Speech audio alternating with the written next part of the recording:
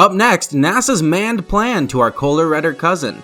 How to save the Earth using a sponge, and if you need something kept somewhere safe, where better than the moon? All this and more, last week. Let's roll! We are at the beginning of a new wave of research. Our creative powers are being stretched. We're learning surprising things about how we sense the world around us. Exploring the mysteries of the spoken word. Welcome to the Future Last Week, where we talk about all things awesome and futuristic. Last week, I'm your host Wyatt, and it was week 21 of 2022.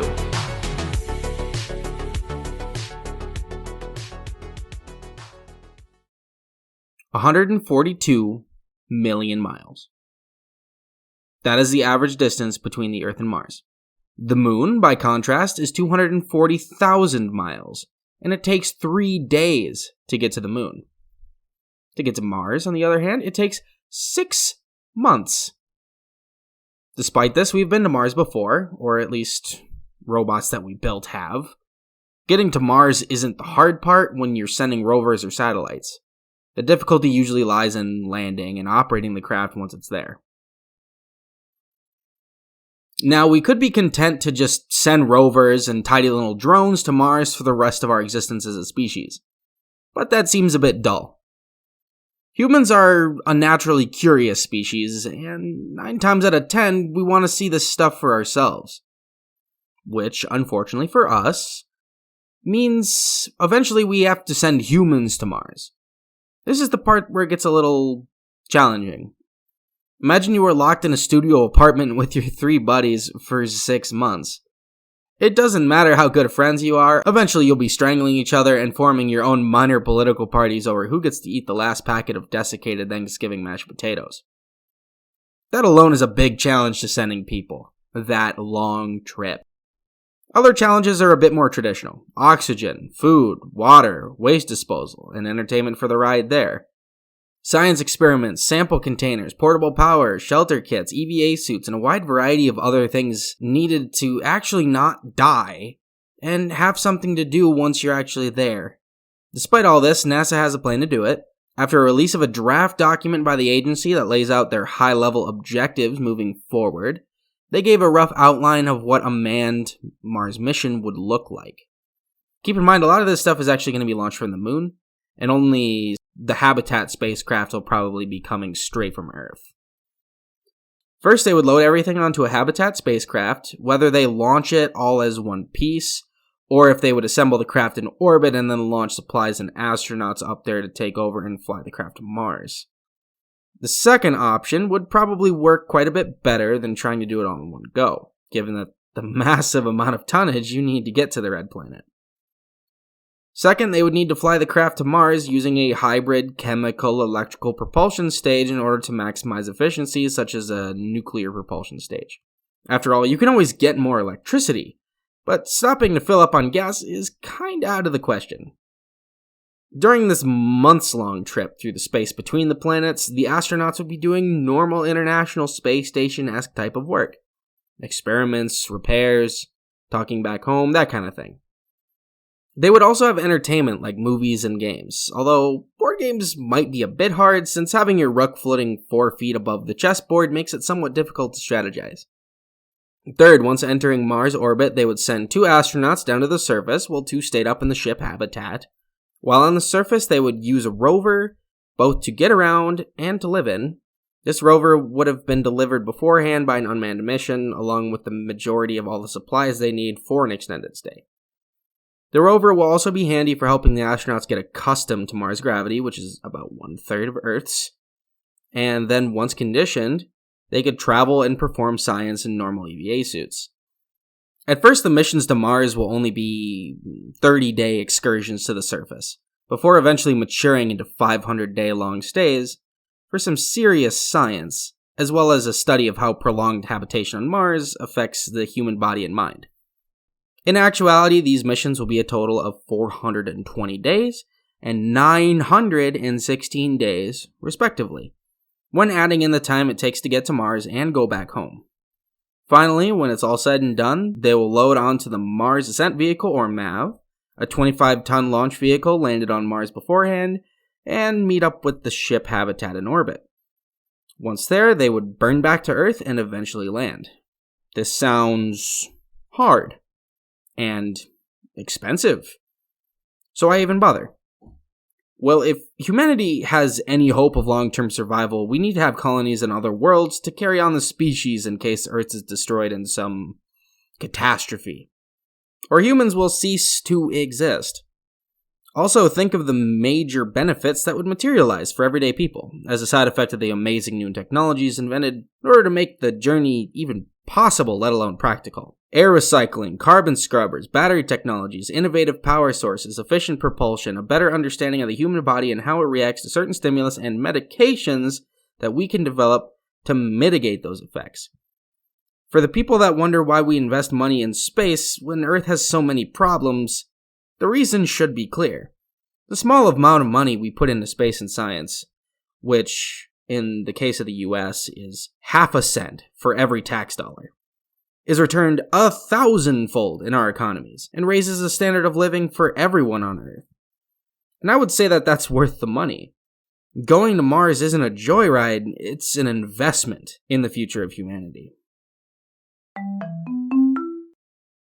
In the world of material science, we are constantly striving to develop new materials to improve our lives. Stronger materials to stand up to high pressures and loads. Lighter materials to make planes, rockets, and cars be more efficient.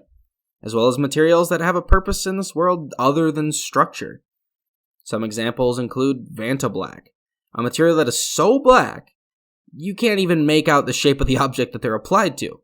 Or hydrophobic coatings that repel water so completely, if you made a shirt out of it and submerged it in water, when you pulled it out, it would still be bone dry. Very useful for a number of purposes, I'm sure. Today, we are talking about a material whose purpose is a little more specific.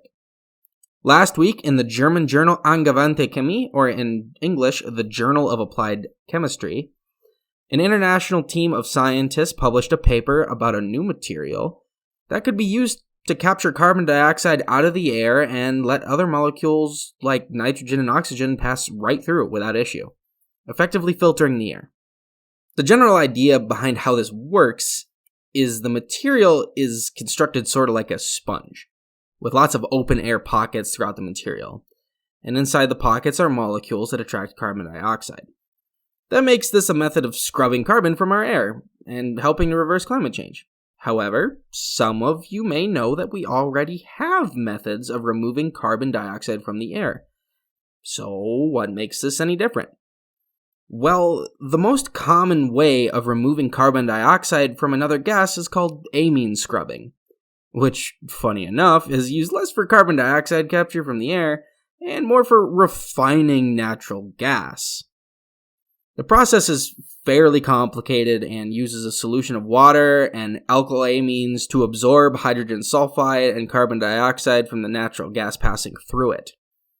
In the natural gas industry, this is called sweetening. And so, naturally, by extension, the gas coming out of the ground is sour gas, and the gas that they sell after refining is called sweet gas. Now, if you wanted to use this for carbon capture from the air, simply replace natural gas with air and boom.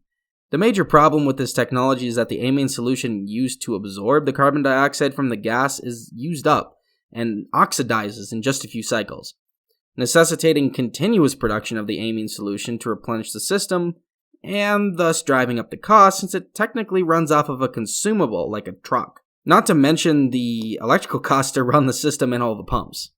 Our new material proposed in this paper is passive instead of active, meaning it will simply soak up any carbon dioxide that happens to pass through instead of needing pumps and special chambers.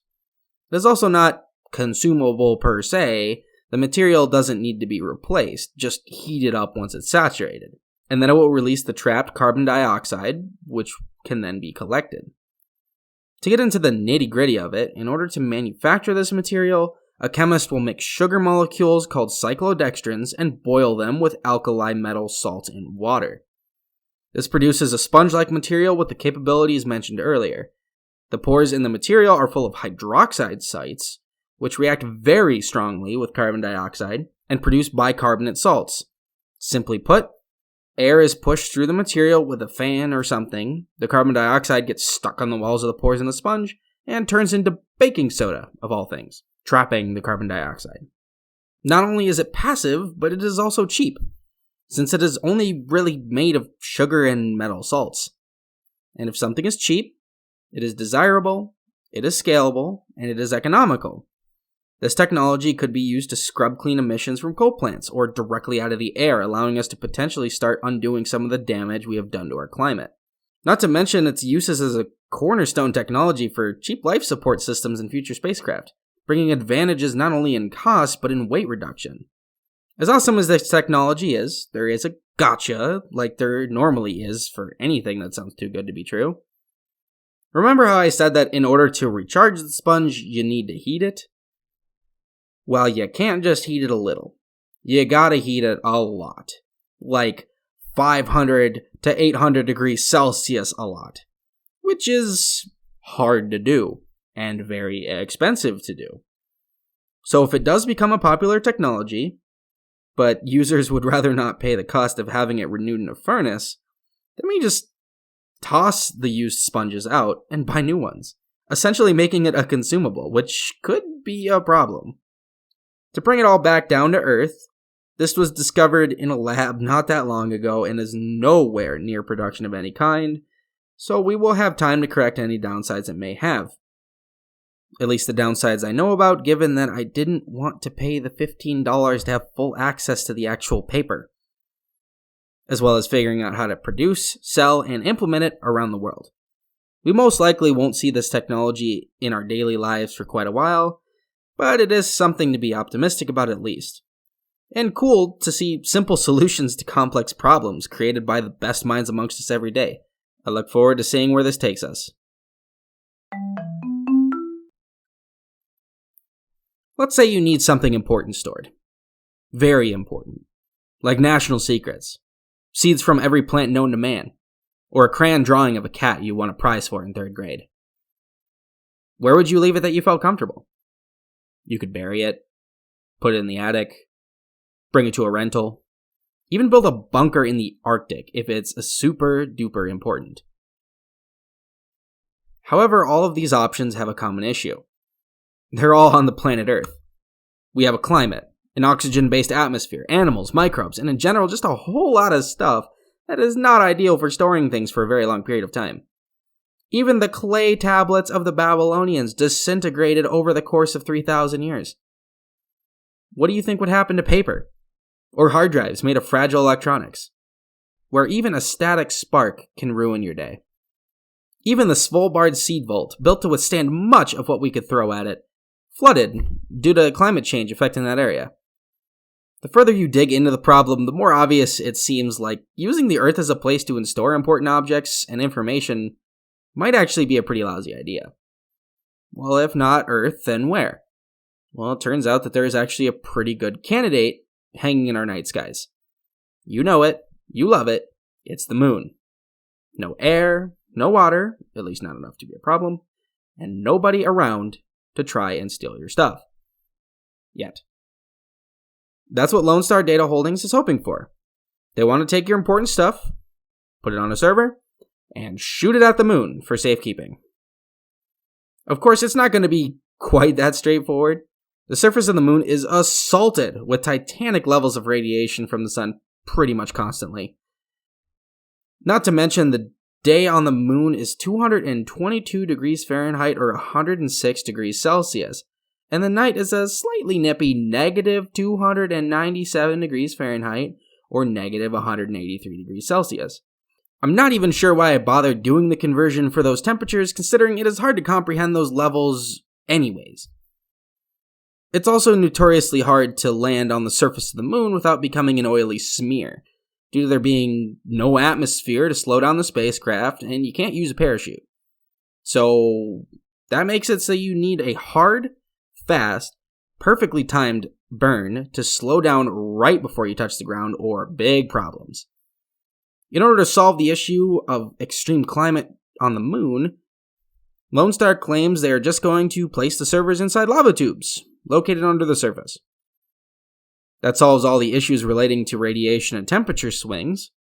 Unfortunately, it turns out that the lava tubes are just theoretical. No one has ever seen or been to one, nor has there been a scan of one to confirm they do in fact exist. Hopefully the seed investors don't need that $5 million in capital back anytime soon. As for getting onto the surface without becoming a popped zit, they are hitching a ride with the Nova C lander by Intuitive Machines. That is also largely untested, so hopefully all goes according to plan there. What about getting inside the lava tubes and placing the equipment inside safely? According to the CEO, and I most certainly quote, robots. Lots of robots. That's a great way of saying, I have no clue, and still sounding like you have a plan. Lone Star's current schedule for this daring adventure into extraterrestrial server management is to have a piece of software sent up for testing with the first launch of the Nova C lander at the end of this year, dubbed IM-1, and then to have a 1 kilogram storage device with 16 terabytes of memory sent up with the IM-2 mission in 2023.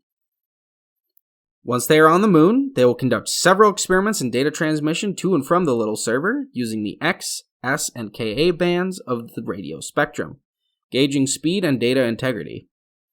In 2024, they want to send a 5 petabyte server to the moon. In 2026, they want to send a 50 petabyte server to the moon, and eventually reach data transmission speeds of up to 16 gigabits per second. Assuming all this is successful, you could begin seeing governments and wealthy individuals store some of the most important and most sensitive information where it would be very, very hard to get to.